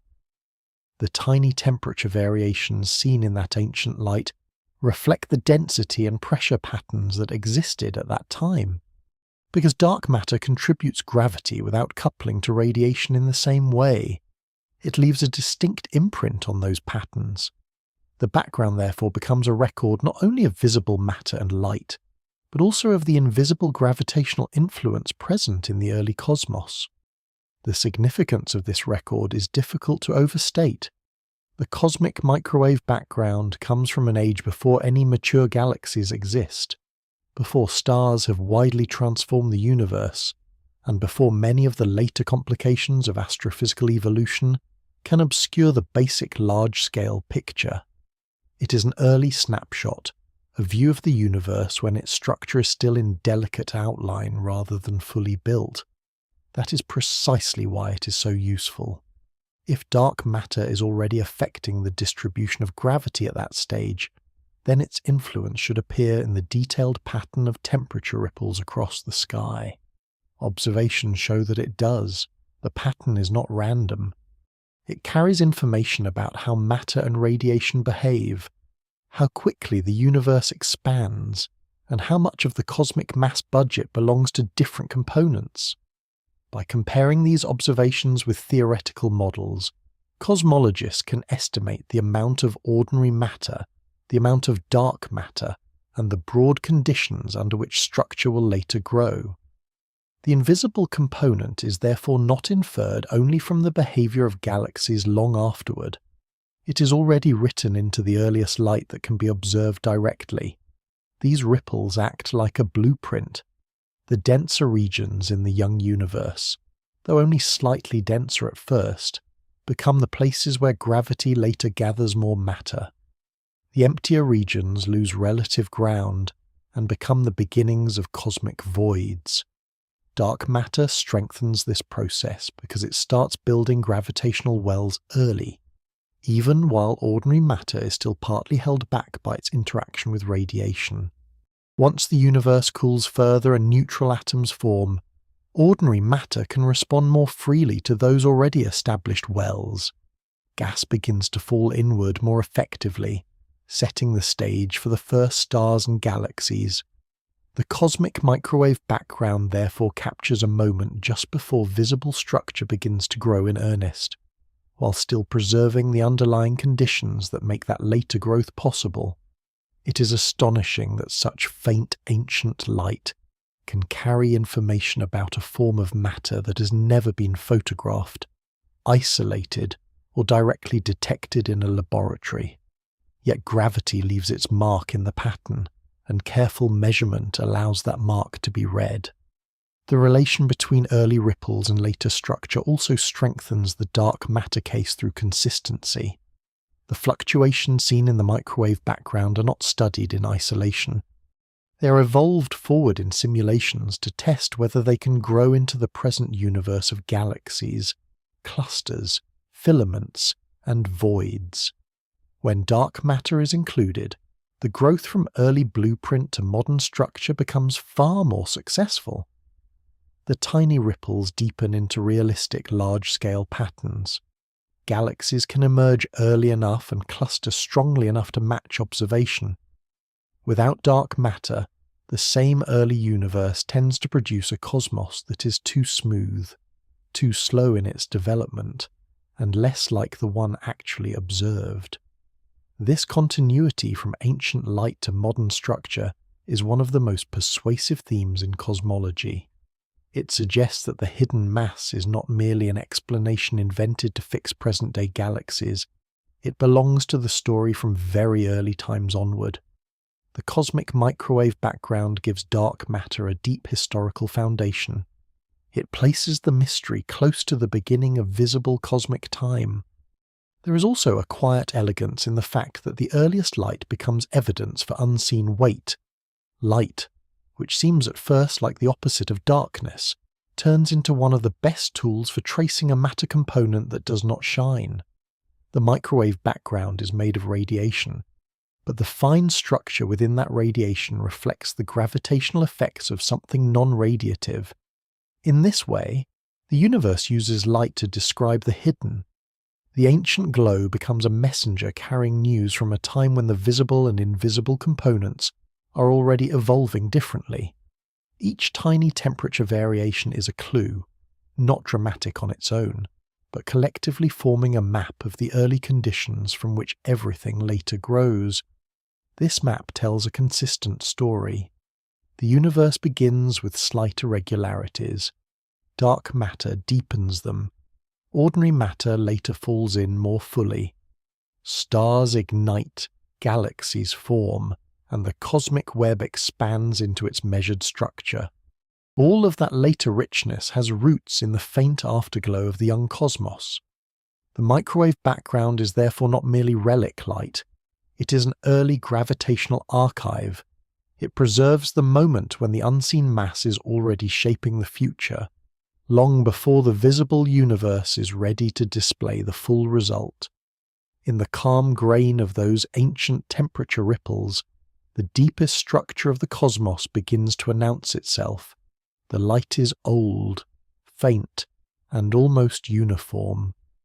Yet hidden within it is the early signature of dark matter, quietly guiding the universe toward the form it will one day take. One of the strangest features of dark matter is that its presence is inferred so strongly, yet it does not appear to join the ordinary visible behavior of matter at all. It does not glow when heated, does not cast recognizable shadows, and does not seem to absorb or scatter light in the ways familiar materials do. If a large amount of hidden mass was simply made of dim stars, cold clouds, or ordinary dust, then astronomy should eventually reveal at least some of it across the electromagnetic spectrum. Telescopes observe the universe in radio waves, infrared light, visible light, ultraviolet light, X-rays, and gamma rays. Ordinary matter has many ways of announcing itself across this range. Gas radiates when heated or excited. Dust absorbs and re-emits energy. Stars shine by nuclear fusion. Even very faint ordinary structures usually leave some detectable signal if enough of them are present. Dark matter does not seem to behave that way. It remains nearly transparent to electromagnetic observation, even when its gravitational influence is enormous. This is one of the key reasons astronomers are led away from ordinary explanations and toward the idea of a fundamentally different kind of matter. The hidden mass does not only avoid shining, it also seems to interact only weakly with ordinary atoms. If it collided often with normal matter, then the universe would look and behave differently. Gas clouds moving through halos would heat more strongly from friction-like effects. Stars might lose or gain energy in unusual ways. Planetary systems travelling through dense regions of dark matter might feel measurable drag. Inside galaxies, ordinary matter and dark matter would exchange energy more readily, altering the large structures that are observed. None of these effects appear at the level that would be expected if dark matter interacted strongly with familiar atoms. Instead, the evidence suggests that dark matter and ordinary matter mostly pass through one another, sharing gravity while participating very little in the electromagnetic and collisional processes that shape visible cosmic matter. This weak coupling helps explain why dark matter can remain in broad halos rather than collapsing into thin glowing disks like gas. Ordinary matter cools by radiating energy. Dark matter appears unable to do that efficiently, so it stays extended, diffuse, and dynamically distinct. This difference in behavior is one of the clearest signs that the hidden mass is not simply more of the ordinary matter already known. The transparency of dark matter creates an unusual challenge for detection. A galaxy can contain an enormous dark halo, yet that halo can remain invisible in every ordinary image. Earth can move through a sea of dark matter particles, if particles they are, and no obvious sensation follows. The solar system orbits within the Milky Way's larger halo, which means that dark matter should be passing through the region of space occupied by the Earth all the time. If it consists of particles, then countless numbers may be streaming through the planet, through the oceans, through rock, and through living bodies with almost no effect. This idea feels strange because everyday experience associates matter with touch, resistance, and collision. Dark matter appears to carry weight without providing those familiar signs. Its reality is therefore grasped through gravity first, while all the usual direct senses of matter remain absent. This is part of what makes the mystery so deep. The universe seems full of something massive that scarcely joins the ordinary physical story of visible things, because any direct interaction is expected to be rare and subtle. Experiments searching for dark matter are often placed deep underground. Thick layers of rock help shield delicate instruments from cosmic rays and other sources of noise. The aim is to create an environment quiet enough that a passing dark matter particle might occasionally nudge an atomic nucleus or an electron inside a detector. The challenge is extreme. Natural radioactivity, trace contamination, and many ordinary background processes can imitate the tiny signals such an event might produce. The detectors are therefore designed with extraordinary care, using ultra-clean materials, cold temperatures, and careful calibration. These experiments do not assume that dark matter is absent simply because it has not yet been caught. Rather, they are listening for something that seems to speak in the faintest possible way. A single convincing signal would be profound, because it would show that the hidden gravitational mass is not only a cosmic inference, but a particle population moving through the local universe. So far, the search remains difficult and incomplete, which only reinforces how weak the coupling appears to be. The fact that dark matter does not behave like ordinary matter also narrows the range of theoretical possibilities. Any viable candidate must be massive enough to influence galaxies, clusters, and the growth of structure, yet elusive enough to remain almost entirely hidden from light. It must avoid obvious electromagnetic signatures while still participating in gravity. It must not collide strongly with normal atoms or with itself in ways that would destroy the structures already observed. This is a demanding combination. It is one reason dark matter remains both frustrating and compelling. The universe seems to be describing a component that has great influence at large scales and almost no direct visibility at small ones. It is deeply present and stubbornly hidden at the same time. That tension shapes much of modern particle cosmology, because the hidden mass must fit both astrophysical observations and the absence of clear laboratory detection. The weakly interacting nature of dark matter also helps explain why it dominates the outskirts of galaxies and clusters, while ordinary matter gathers into denser visible substructures. Gas can cool, settle, fragment, and form stars. Dark matter does not seem to shed energy that way. It remains in extended halos because gravity alone gathers it, while the lack of efficient radiation prevents it from collapsing into compact luminous forms. This creates a natural division in cosmic structure. Ordinary matter builds the visible furniture of the universe: stars, planets, nebulae, disks, and atmospheres.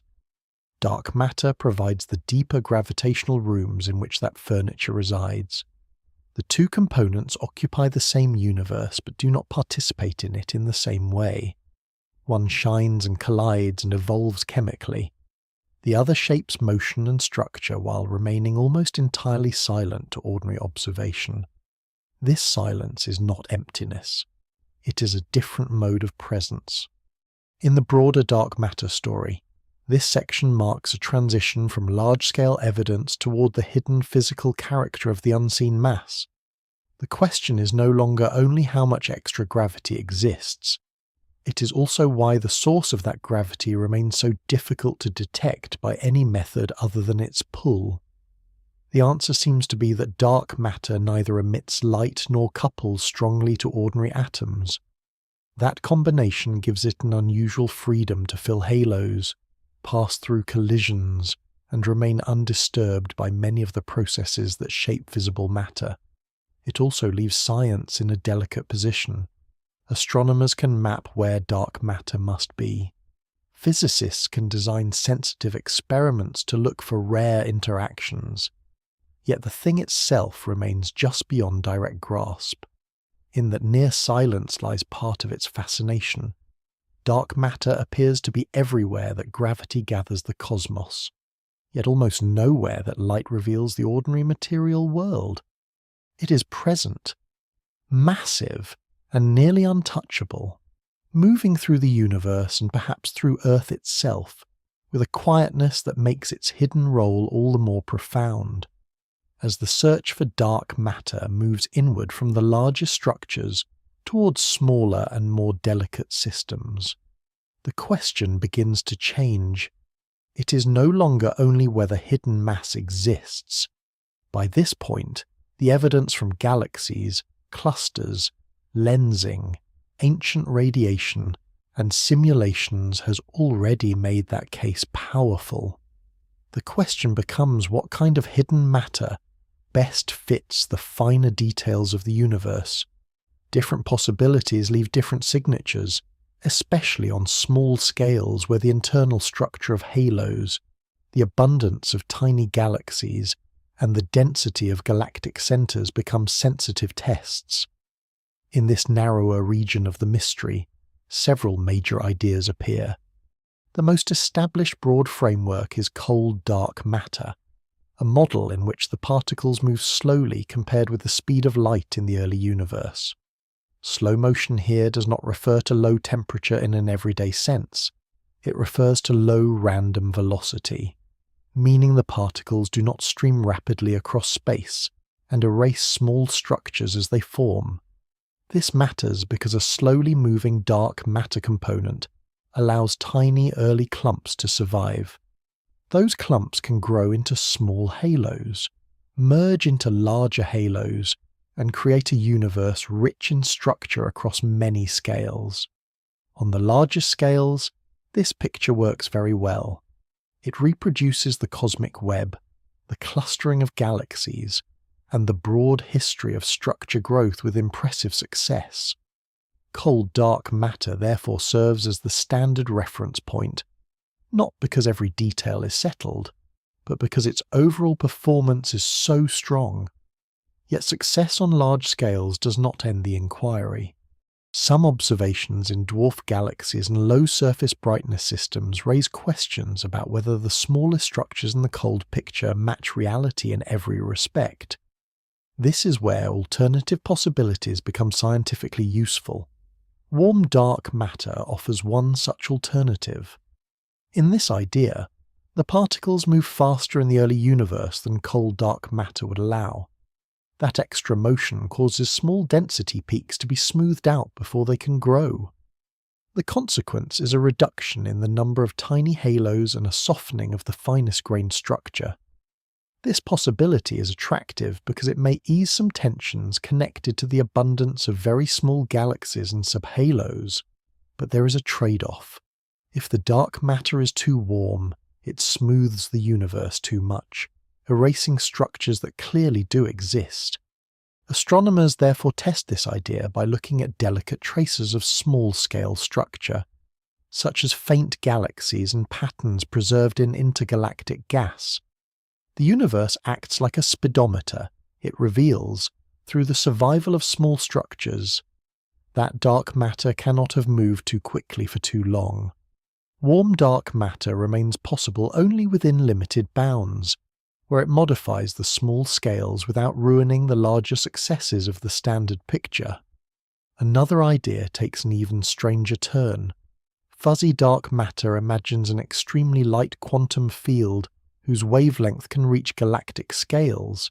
Instead of behaving purely like a swarm of compact particles, it behaves partly like a wave spread over large distances.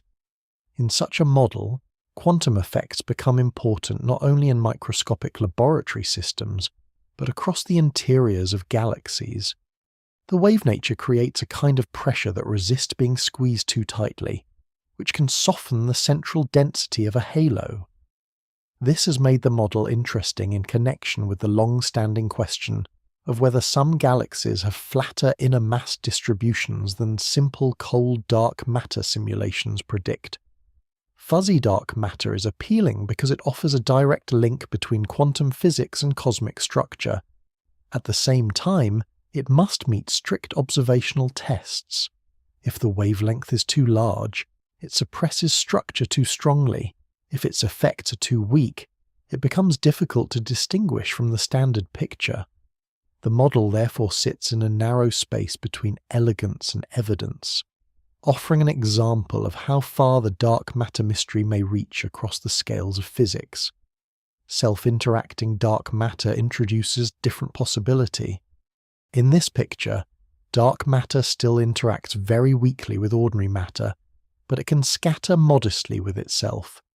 Even a small amount of self-interaction can matter over billions of years, especially in the dense inner regions of halos. Repeated scattering redistributes energy, which can soften a sharp central density cusp into a smoother core. This has made the model interesting in galaxies where observations seem to favour gentler inner mass profiles. Yet this idea is tightly constrained by larger systems. In galaxy cluster collisions, dark matter appears to pass through with limited drag. That means any self-interaction must be weak enough to preserve the observed behaviour of clusters while still being strong enough to have an effect in smaller galaxies. The allowed range is narrow, but not impossible. This makes self-interacting dark matter one of the more carefully studied alternatives, because it remains physically plausible while offering a route to explain some of the small-scale tensions that standard cold models may face. These competing ideas do not imply that the dark matter case is failing. Instead, they show that the field has matured. Once the existence of hidden mass becomes compelling, the next step is refinement. Astronomers and physicists begin asking not only whether the invisible matter is there, but how it behaves in detail. Does it preserve every tiny structure that gravity can build, or does it smooth some away? Does it behave entirely like non-colliding particles, or does it carry subtle internal physics? Does it act only as a gravitational background, or does its own nature leave fingerprints in the smallest galaxies? These questions become testable because observations are improving. More faint satellites are being discovered. Better stellar motions are being measured in dwarf galaxies. More precise lensing maps are being made. Simulations are becoming more sophisticated. The small scales, once hidden in observational difficulty, are turning into a laboratory where different dark matter possibilities can be weighed against one another. Even so, caution remains essential. Small galaxies are not simple objects. Ordinary matter can also reshape their inner structure through bursts of star formation, supernova feedback, gas outflows, and tidal interactions. This means that a mismatch between a simple dark matter model and a real galaxy does not automatically prove new dark matter physics. It may instead reveal the long cumulative influence of visible astrophysical processes. The challenge is to separate what the hidden matter is doing from what stars and gas are doing inside the same system. That makes this stage of the mystery both subtle and demanding. The broad picture is clear, but the details are delicate. Dark matter still stands as the dominant unseen mass of the universe, yet the exact form it takes remains open. In this inward turn of the investigation, cold, warm, fuzzy, and self-interacting models become different ways of asking how the invisible shapes the fine texture of reality. The larger scales point firmly to hidden mass. The smaller scales ask what kind of hidden mass it is. In that narrowing search, the universe offers not a simple answer, but a set of quiet clues, each carried in the density of a dwarf galaxy, the survival of a tiny halo, or the softness of a galactic core. The smallest galaxies often ask the largest questions about dark matter, because they live close to the edge of visibility while remaining deeply governed by gravity. Dwarf galaxies are faint, low in stellar content, and often irregular in shape. Yet many of them appear to be strongly dominated by unseen mass. This makes them unusually valuable. In a large bright galaxy, the visible stars, gas, dust, and active internal processes can complicate the interpretation of the gravitational field. In a dwarf galaxy, the ordinary matter can be sparse enough that the hidden component stands out more cleanly. A small number of stars may orbit within a system whose total mass is far greater than their light suggests. By measuring how those stars move, astronomers can estimate the strength of the underlying gravity and infer how much dark matter must be present. In this sense, dwarf galaxies become laboratories of the invisible. Their faintness is not a weakness for the problem. It is part of what makes them so revealing. Some of the most intriguing examples are the ultra-faint dwarf galaxies that orbit the Milky Way. These systems may contain only a tiny population of stars, sometimes so few that they are difficult to find against the crowded background of the sky. Yet their internal stellar motions suggest that they are not fragile loose clusters. Many appear to sit inside substantial dark matter halos, giving them extreme mass-to-light ratios. A system that looks barely there in visible terms can still be held together by a deep gravitational framework. That contrast is powerful. It suggests that dark matter halos can exist even where star formation has been weak, incomplete, or interrupted. These dwarfs may therefore preserve a simpler record of dark matter structure than brighter galaxies do. Many also contain ancient stars, making them not only probes of hidden gravity, but also relics of early cosmic history.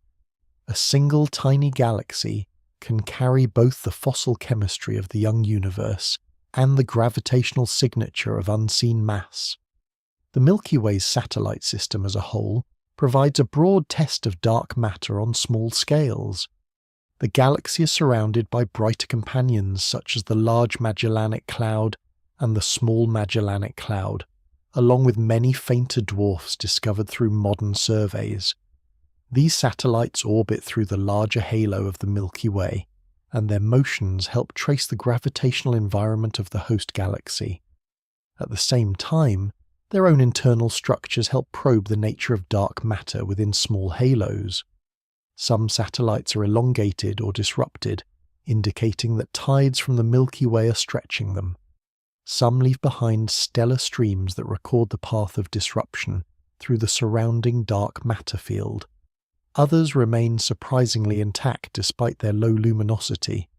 Together, these systems form a dynamic family of tests.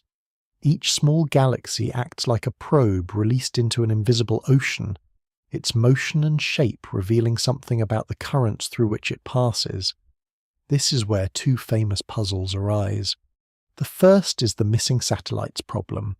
Simulations based on cold dark matter often predict that a Milky Way-sized halo should contain many more small subhalos than the number of dwarf galaxies once observed. For a time, this seemed like a serious mismatch. If dark matter naturally forms a swarm of small halos, then why are so few dwarf galaxies seen? Over the years, the problem has softened but not disappeared. Better surveys have uncovered more faint satellites, and theory has shown that many tiny halos may never form many stars at all. Rionization, supernova feedback, and the loss of gas can leave a halo almost completely dark. This means that the predicted subhalos may still exist even if only a fraction of them become visible dwarf galaxies. The puzzle, therefore, becomes more refined. It is not simply a count of galaxies against a count of halos. It is a question about which halos can light up, which remain dark, and how complete the observational census really is. The second puzzle is often called too big to fail. In some simulations, the most massive subhalos around a Milky Way-sized galaxy appear dense enough that they should almost certainly have formed visible dwarf galaxies. Yet the brightest known dwarfs do not always seem to live in halos quite that dense. This raises an uncomfortable possibility that the most substantial predicted subhalos have no obvious luminous counterpart. Several explanations remain in play. Repeated bursts of star formation could have altered the inner mass distribution. Tidal effects from the Milky Way could have stripped and softened some halos. The Milky Way itself may not be perfectly typical, or the underlying properties of dark matter may differ in subtle ways from the simplest cold picture. The problem has not ended the dark matter framework, but it has sharpened the small-scale questions and pushed the field toward more detailed tests. Another long-running debate concerns the inner density of dark matter halos. Simple cold dark matter simulations often produce central cusps, regions where the density rises steeply toward the center. Observations of some dwarf galaxies and low surface brightness galaxies instead seem to favor flatter cores, where the central density changes more gently. This core cusp debate matters because the inner structure of a halo may reflect both the physical nature of dark matter and the accumulated influence of ordinary astrophysical processes. If dark matter has self-interactions or wave-like behavior, it could naturally soften central densities. On the other hand, repeated inflow and outflow of gas, driven by bursts of star formation and stellar explosions, can also reshape the gravitational potential over time and reduce a cusp into a core. The observational challenge is severe.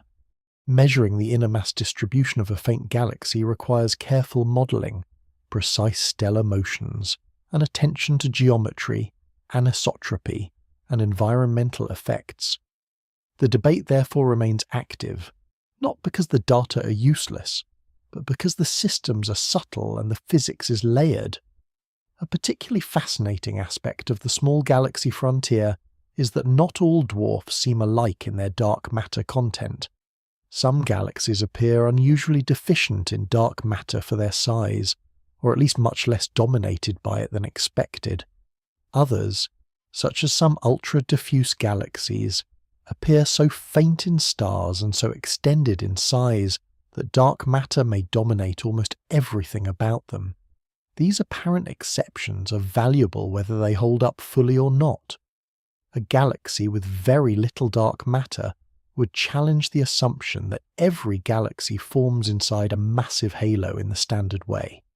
A galaxy with enormous dark matter dominance despite weak starlight would test how star formation can fail inside a deep gravitational well.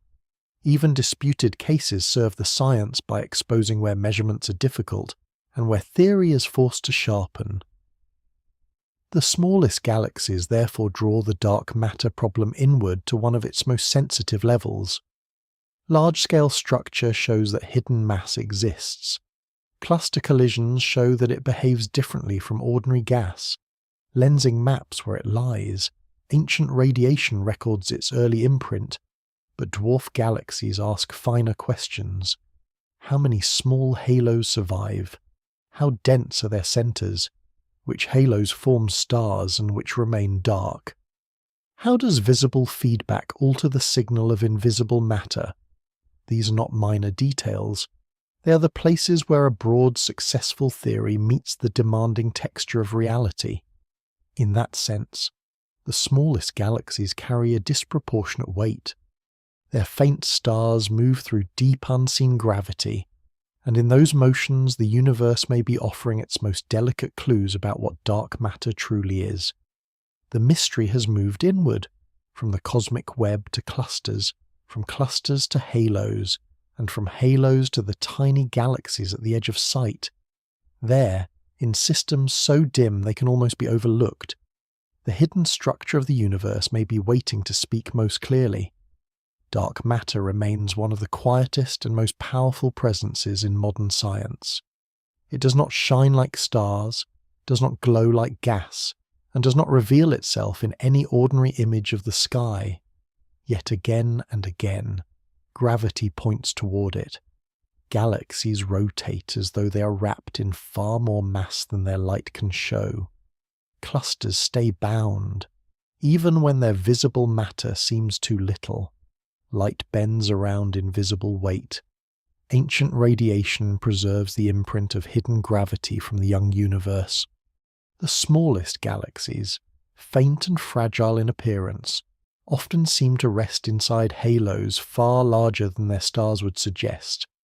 Across all these scales, the same pattern returns with calm consistency. The visible universe appears to live inside a deeper invisible framework. What dark matter is remains uncertain. It may be made of particles not yet detected, or it may point towards some subtler layer of physics still being uncovered. Experiments continue underground. Telescopes continue mapping the sky, and simulations continue testing which forms of hidden matter best match the structures that exist.